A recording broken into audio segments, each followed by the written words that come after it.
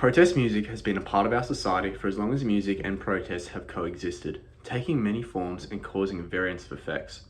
Protest, defined by the Oxford Dictionary as a statement of action expressing disapproval or an objection to something, is something that will be performed by people until we reach the point of a utopian society, meaning it will be clearly here to stay. This also goes for music. No matter how technologically advanced we become, music has never and will never leave us.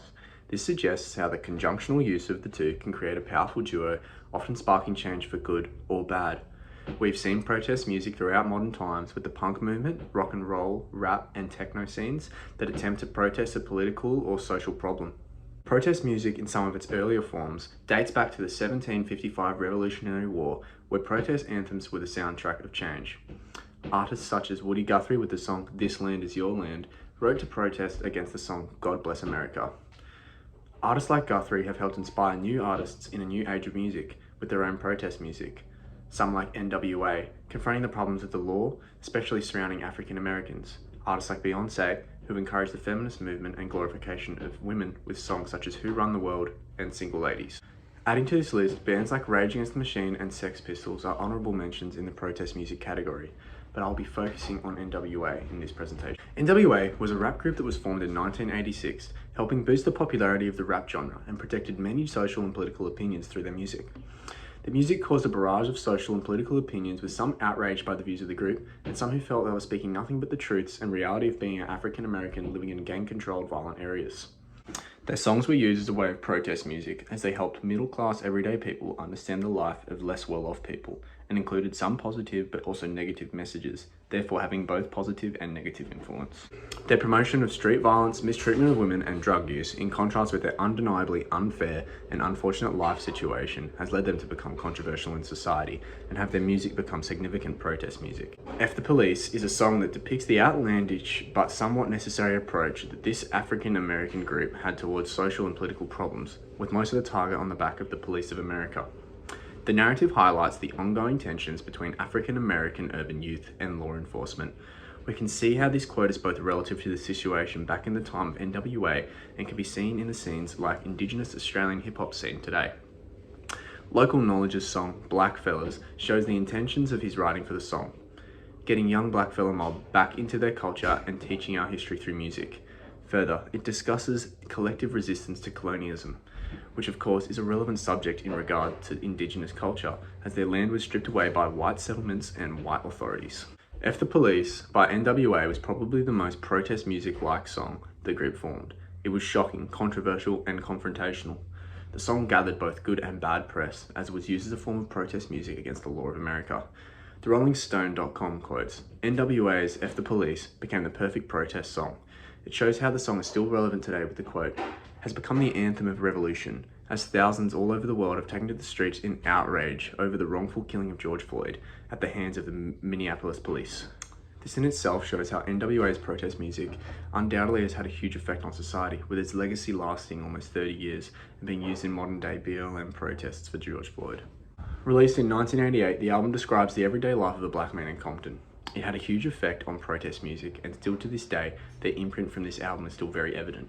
One of the group members, Ice Cube, says, "It's our legacy here in America with the police department and any kind of authority figures that have had to deal with us on a day-to-day basis." Ice Cube highlights here how the song became a part of their legacy regarding the law and figures of authority. Rolling Stone says, "F the Police" serves as something like a unifying rally cry against the disease of racial injustice. This song is one of the biggest protest songs on the album and is still affecting society, with new issues regarding racial injustice and discrimination that are now evident. People have been seeing eye to eye with NWA's messages more than ever. Though NWA's music has brought much necessary protest and said some things that have needed to be said, they have also at times been seen as sexist, homophobic, and overly violent. We can see how this was depicted in the Straight Outta Compton movie. The movie received much criticism for its one-dimensional female characters. It was clear the movie didn't put in nearly as much effort into the female characters that surrounded NWA, as it was much more male-focused. In conjunction to this, there have been many times where they have said misogynistic things in their songs, and have without a doubt had a negative influence on society in this way, especially the youth through these lyrics. Lyrics like, "So if I'm poor or rich, I talk in the exact same pitch." Now the title don't apply to all women, but all women have a little in them. Though these lyrics are quite offensive, especially to women and in many ways completely unacceptable, in later interviews, Eazy-E has justified lyrics like this and explained the true meaning behind what they meant, which is likely just a way of deflecting an obviously unacceptable way to portray women. Another problem with NWA isn't specifically their own form of protest music, but the fact that they release protest music in general. Protest music has been renowned for often causing mass separation in society and can often be ill-informed and easily discredited. Of course, most of the artists that release protest music have a mass following, which is also a problem, as people believe anything they say due to their advantage in the social space, rather than doing their own research on the problem. Much of NWA's music incited violence, leading to murders, drug abuse, or misogyny. Medium quotes, "Protest music is inherently offensive and thought-provoking." Though this quote is double-sided, and it could be looked at as a good thing with the thought-provoking element, but what speaks true is that it is inherently offensive.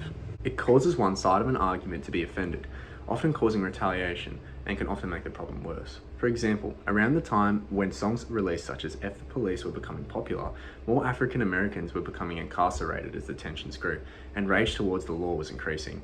This, however, doesn't undo the need for protest music, as protest music is a conundrum that is yet to only have a singular positive or negative effect. It's obvious to see that NWA's protest music is neither black or white, neither fully inherently good nor bad, but I believe the messages that they're trying to send are still more important than ever. NWA has become the pinnacle of gangster rap and have gone down as legends in the hip-hop scene. They have helped inspire BLM movements and simply made people think what life is like for an African American people, or even any darker skinned people for that matter. Yet this does not excuse their unacceptable behaviour, condoning of drugs, sexism, and condoning of violence. This proves that every case is different. Some protest music can be purely good, but in NWA's case, it's a bit more complicated.